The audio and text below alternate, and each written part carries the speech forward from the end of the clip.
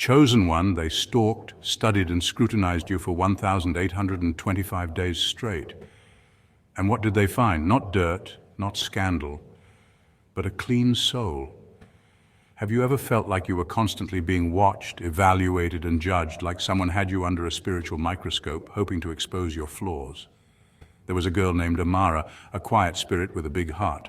She didn't talk much, but when she did, people listened. Not because she demanded attention, but because her words carried weight. From the moment she stepped into that school, workplace, or church, eyes were on her, but not the good kind, no applause, just suspicion. They poked, they pried, they whispered. For 5 years, that's 1,825 days, they waited for her to slip up just once. But guess what? All they found was grace, integrity, power wrapped in humility. It drove them crazy, because they couldn't understand how someone could be so good and not fake it. Sound like someone you know, chosen one? That's you. You've been living under surveillance without consent. Friends turned investigators. Family became your silent jury. Even strangers seemed to know your name, but still your soul stayed untainted. That's not just resilience, that's divine protection. Why did they go through all that trouble? Why were they so obsessed with your downfall but never satisfied? Here's the truth. The pure in heart shall see God, but they also scare the ones who serve darkness. Chosen one, this video will explain why your clean soul is both your weapon and your curse in a world that's allergic to authenticity. So stay with me until the end, chosen ones, because we're diving deep. We're talking about spiritual audits, godly endurance, and the hilarious truth about why people inspect you harder than airport security. You're not paranoid, you are being watched, but for all the wrong reasons, and still, you remain undefeated. This is your confirmation, your vindication. Your spiritual surveillance report is in, and guess what? Heaven cleared you. Let's get into it. Point one, you were never hiding, they just couldn't understand you. Chosen one, your quiet gravity triggers a real cognitive tremor in onlookers. Social psychology experiments at the University of Michigan found that when people meet someone whose behavior doesn't fit any pre-existing category, the amygdala lights up as if encountering danger. Ambiguity feels like a saber-toothed tiger in modern clothes. That's why the moment you glide in with that monk-like composure, the room's chatter spikes. Everyone's subconscious is scrambling to predict you before your silence predicts them. Evolutionary biologists dub this costly signaling. In every tribe, individuals who can remain serene while expending minimal energy broadcast strength.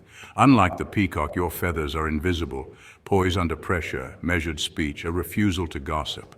Those signals are expensive neurologically. They demand a prefrontal cortex and cortisol levels attuned to emotional regulation. The perfume of peace you wear isn't mystical fluff. It's an electromagnetic field radiating about 6 feet from the human heart, according to research at the HeartMath Institute. People sit inside your coherence and become painfully aware of their own static.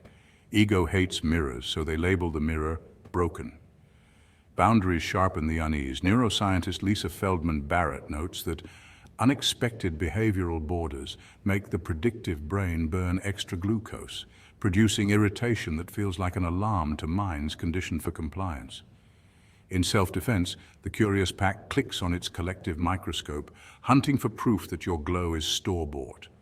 Yet every background check returns the same maddening result: grace under pressure, kindness without performance, silence that refuses to beg for likes. Confronted with no flaws, observers face an awkward truth. The real horror movie villain is their own insecurity. Ironically, the grace that unsettles them is routed through the vagus nerve, which slows your heartbeat and in turn calms those within conversational radius. You're a walking parasympathetic Wi-Fi hotspot. Some will sync to your frequency and exhale. Others will smash the router and blame the signal. History nods in agreement. Harriet Tubman's measured silence guiding souls north. Nikola Tesla sketching lightning alone in the Waldorf. Thich Nhat Hanh calming hostile rooms with a single mindful breath. Each proved serenity can out-engineer and out-lead noise. Remember this when the whispers grow loud. Wolves howl because the moon refuses to descend to the forest floor. Your serenity is an unspoken syllabus teaching chaos how to graduate into stillness. Keep walking, luminous and unlabeled. Your existence proves the soul, when aligned, needs no microphone to be heard. Point 2. You were their silent teacher. Without even trying, chosen one, you exposed them, not by preaching or pointing fingers, but simply by being who you are. When a person walks in divine alignment, it creates a spiritual contrast. Your presence wasn't loud, but it echoed with something ancient, something pure. Integrity has a frequency, and you vibrated on it effortlessly. That frequency made everything not in alignment start to tremble. Like sunlight slipping through a crack, your light revealed the dust in their corners, the corners they thought no one could see. Your humility, it wasn't weakness, it was strength that didn't need a spotlight. And yet that quiet strength made their ego feel naked. Your honesty, it didn't come with arrogance, it came with peace, but it forced them to confront their own masks. Your faith didn't need to be flashy or loud, it was rooted, and in its calm steadiness it exposed how much fear they were still dancing with. See, people don't always hate you, they hate how they feel around you. You stirred something in their soul. Imagine being so attuned to the divine that your very presence becomes a mirror, reflecting not just beauty but blemishes too. That's what your energy did. It preached without a pulpit. It was a silent sermon, and some folks weren't ready for the altar call. They projected their shame, insecurity, and doubt onto you because you unknowingly reminded them of the truth they had long buried. They watched you like a blueprint, thinking if they mimicked your moves, they'd get your grace. But it didn't work because the power was never in your performance. It was in your alignment. When their mimicry failed, when your piece couldn't be plagiarized, when your glow couldn't be manufactured, they blamed you. But it was never about you. It was about what your authenticity stirred in them. You weren't sent here to blend in like wallpaper. You were sent to awaken the room. You were the divine disruption they didn't ask for but desperately needed. That's the cost of being chosen. Your presence is a catalyst. Some will awaken and thank you. Others will flinch and resent you. But either way, you did what you were sent to do by being you. Point 3. God allowed the microscope to test you, not expose you. Let's get this straight. This wasn't punishment. It was preparation.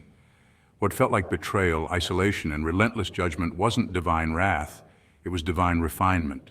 There's a crucial difference. You see, when God allows you to be watched, talked about, or even misunderstood, it's never random, it's intentional, it's calculated. And most importantly, it's spiritual. You weren't being buried, Earth Angel, you were being planted. From a biblical standpoint, this echoes the story of Job. A righteous man put under the microscope, not because he sinned, but because his faith needed to shine in the shadows. Job didn't just survive the test, he came out tenfold stronger. And so did you. God allowed the scrutiny so your character could be revealed, not to the crowd, but to you. Because in those silent nights when you questioned your worth, your identity, and even your calling, you met your truest self. When all eyes were on you, that pressure sculpted a version of you even you didn't know existed. And you didn't break under that pressure. You blossomed. You grew roots. You developed resilience. You became spiritually self-aware. That's not failure, that's fruit. Heaven doesn't waste surveillance. Every envious glance, every false narrative, every fake friend who suddenly turned into a silent enemy, those were all witnesses.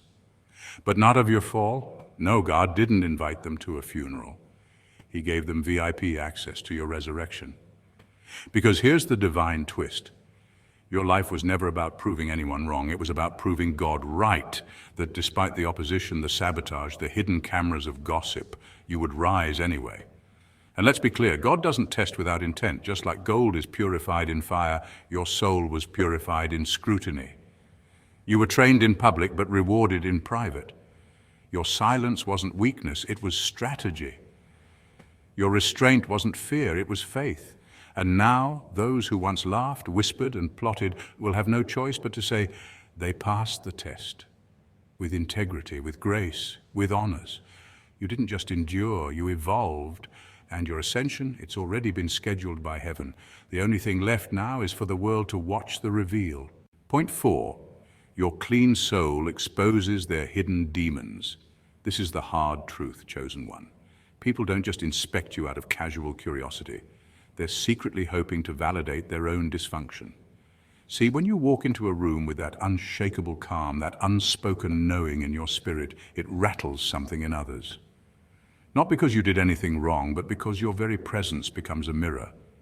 And not everyone is ready to face their reflection. They examine you, not in admiration, but in quiet desperation, searching for proof that you too are flawed in the ways they refuse to heal from. They're not observing, they're investigating, waiting, praying for a slip-up, a crack in your armor, a moment where you fumble, fall, or fail. Because if they could just catch you in one moment of weakness, a lie, a breakdown, a contradiction, they could exhale and say, aha, see, they're no better than me. But here's the plot twist they didn't expect. You didn't give them that. You chose higher ground, even when it was lonelier. You chose inner peace over outer performance. You practiced restraint when the world applauded retaliation. You forgave, not because they deserved it, but because you deserved freedom. And in the moments where you could have exposed them with the truth, you chose silence. And not because you lacked strength, but because you wielded divine discipline. And that kind of strength, that kind of sacred composure, it's not weakness, it's spiritual maturity. This is what they don't tell you about spiritual warfare. It often looks like self-mastery. You refusing to match chaos with chaos. You letting your light speak louder than your words. You standing firm while the storms around you try to stir your soul. That's the kind of energy that exposes the demons in people, not with force, but with frequency. Your presence convicts, not by preaching, but simply by existing in alignment with God. They weren't just looking for your dirt. They were digging a grave for their own guilt, hoping to bury it under your imperfections, but you didn't show up dirty. You showed up delivered. That's why they stare, why they whisper, why they nitpick. Because when you live as proof that healing, growth, and divine order are possible, you interrupt their excuses. Point 5, you are the evidence that purity still exists. Chosen one, you are walking, breathing proof that purity isn't extinct, it's just rare. In a world that trades morality for momentary clout and sells souls for social status, you somehow stayed rooted. While society danced with deception and called it strategy, you clung to truth like it was your only lifeline, and in many ways it was. You didn't just talk about righteousness, you embodied it. Not because it was trendy or profitable, but because your soul was wired that way. You were called, and whether you knew it or not, your clean heart became a mirror that exposed everyone else's dirt. This is why they watched you. Not to mock you, though many did, but because your spirit stirred something ancient and uncomfortable within them, conscience. While others maneuvered through life with masks, you walked in raw vulnerability. You prayed out loud when it wasn't popular. You forgave people who didn't deserve it. You honored your word when there was nothing to gain. In doing so, you became a spiritual syllabus without even knowing it. Neuroscience has shown that humans naturally imitate what they observe repeatedly. Mirror neurons light up in our brains when we see someone doing something consistent. And guess what? You were their unspoken teacher. The way you responded with grace under pressure, how you kept hope alive when life tried to choke it out of you, that rewired people's perception of strength. You proved that softness and strength are not enemies but allies, that a clean heart doesn't mean a weak one. They saw you choosing peace when you could have picked revenge. They noticed you building quietly while others boasted loudly. And in those quiet, consistent moments, your spirit planted seeds in their hearts, seeds of conviction, compassion, and courage. You didn't just survive in a dirty world, you shined. Like a lighthouse in the middle of a storm, you became the safe reference point for people drifting through moral confusion. Your suffering wasn't in vain, it became a sermon. Your trials weren't just for you, they became training for others. They didn't clap when you were down because deep down they were learning. You were their silent syllabus, and trust me, they've been studying every page. Point 6, the microscope turned into a megaphone. Oh, here's the twist they never saw coming. While people were hyper-focused on your flaws, nitpicking every move, criticizing your growth, and secretly hoping you'd crumble, God was orchestrating a divine plot twist. See, this isn't just poetic justice, it's a spiritual law. In Genesis 50:20, Joseph told his brothers, "You intended to harm me, but God intended it for good to accomplish what is now being done." That ancient truth still echoes today. While they were zooming in with microscopes trying to catch you slipping, God was zooming out with a telescope, expanding your reach and amplifying your testimony. And here's the divine humor. They thought they were exposing your weakness, but in reality they were advertising your anointing, giving free press to the power God placed inside of you. Your name, it started traveling. It slipped into conversations, entered influential circles, and popped up in rooms your feet hadn't even touched yet. Your story moved with a force of its own. Isn't it wild how gossip can act like a divine courier? While they were talking about you, heaven was talking for you. Your pain became a platform. The betrayal, the slander, the lies, they all became bricks in the stage God was building for your promotion. What was meant to diminish your light ended up amplifying it, because God doesn't need a PR team. He uses storms, setbacks, and surveillance to usher his chosen ones into places no resume could reach. You never begged for a spotlight, but you got one anyway. Why? Because when people put you under the microscope, they forget that pressure doesn't break the called, it reveals them. You didn't need to clap back, you didn't need to explain. The watching eyes became your audience. The whispers became echoes of your endurance. And when the noise died down and the crowd dispersed, what remained? Your clean soul, untouched by bitterness, unbothered by betrayal, unshakable in your truth. That's the real miracle. Not just surviving the scrutiny, but thriving through it with your spirit still intact. So next time they zoom in on you, smile. Because while they're busy watching, God's busy working. And that is how the surveillance became your stage. Point 7, now they know. You were never ordinary. After 1,825 days of watching, analyzing, whispering, and waiting for your mask to slip, they finally realized something they never wanted to admit. You weren't just lucky, you were chosen. And not in the cliché sense of the word, but in the sacred, divine, cosmically orchestrated way that makes people uneasy because they can't replicate it. You weren't handed anything. You weren't born with a silver spoon or spared from pain. You were forged in fire, made strong by the very trials they thought would break you. They expected to see you fall apart, but all they witnessed was how you fell forward every single time. They mistook your quiet nature for weakness, never knowing that ancient warriors were always the calmest before battle. Your power wasn't loud, it was layered, subtle, rooted in purpose. Your consistency, your ability to show up with love, integrity, and focus day after day threw them off, because in a world that glorifies instant gratification, your endurance was supernatural. Neuroscience tells us that the brain thrives on patterns, and you created a rhythm of resilience that rewired not just your mind, but your reality. Your joy, especially when life gave you no logical reason to smile, became a phenomenon. They couldn't understand why you wouldn't engage in gossip, vengeance, or drama. But now they know. You weren't vibing your way through life. You were flowing in divine grace. And while they were busy dissecting your life like a science experiment, judging, doubting, testing, what they didn't see was the invisible shield around you. Heaven's hand, providence, protection, the kind that's not loud but deeply loyal. They studied your flaws, but God guarded your soul. And now they realize you weren't trying to be chosen, you simply are. Chosen one, you lived under their microscope for 1,825 days. They expected to find sin, dirt, ego, pride, and secrets, but all they found was a clean soul. That's your superpower. Don't let their doubts make you question your divinity. Don't let their silence steal your shine. Your purity is your protection. Your peace is your protest. And your soul, it's still clean. So keep walking, keep shining, and keep being you. Because while the world tries to study you, God is writing through you. Stay awake, stay aligned, and stay anointed, because heaven is watching too. And they already know who you are. Chosen,